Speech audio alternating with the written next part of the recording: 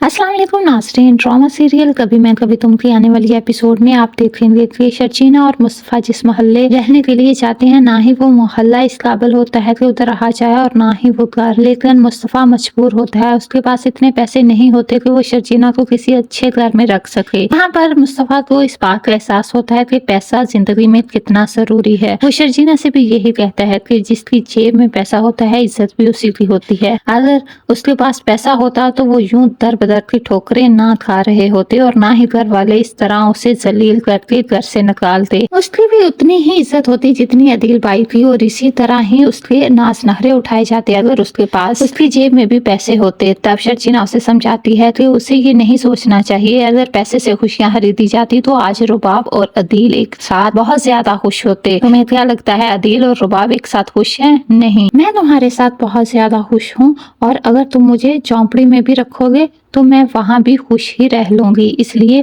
उसे इस तरह बिल्कुल भी सोचने की जरूरत नहीं। तब मुस्तफा उसे कहता है कि उसे परेशान होने की जरूरत नहीं, आज से वो सीरियस होकर अपने करियर पर तवज्जो देगा और जल्द उसे बहुत अच्छे घर में लेकर जाएगा। तब शर्जीना उसे कहती है कि उसे उसकी काबिलियत पर पूरा यकीन है। तब मुस्तफा शर्जीना से कहता है काश यही यकीन मेरे घर वालों को भी मुझ पर होता। अगले ही सीन में आप देखेंगे कि रुबाब जो कि अदील के घर अब रहना नहीं चाहती, वो अदील से कहती है कि अब तुम्हारे अब्बू की तबीयत बिल्कुल ठीक हो गई है, अब मुझे लगता है कि हमें दोबारा से अपने घर शिफ्ट हो जाना चाहिए। तब अदील रुबाब को कहता है कि वो इस तरह अपने माँ बाप को छोड़कर नहीं जा सकता, अब तो शर्जीना और मुस्तफा भी घर छोड़कर चले गए हैं। तब रुबाब उसे कहती है तो ठीक है, उससे बात करो, वो भी हमारे साथ चल कर रहे।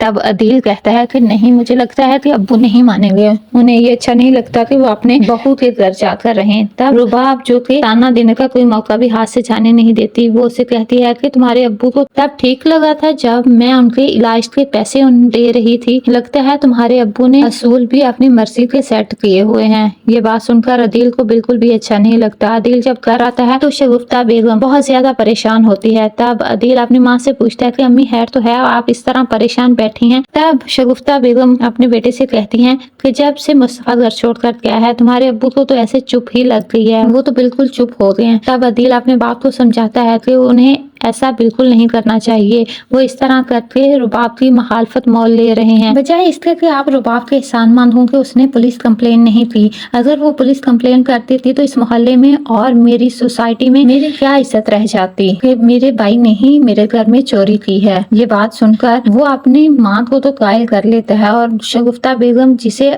रुबाब कभी गलत लगी ही नहीं, वो अपने शौहर को भी सुना देती है कि रुबाब जिसने आपके लिए क्या कुछ नहीं किया, सबसे ज्यादा पैसे उसने आप पर लगाए और आप ही हैं जो रुबाब को गलत साबित करने पर तुले हुए हैं।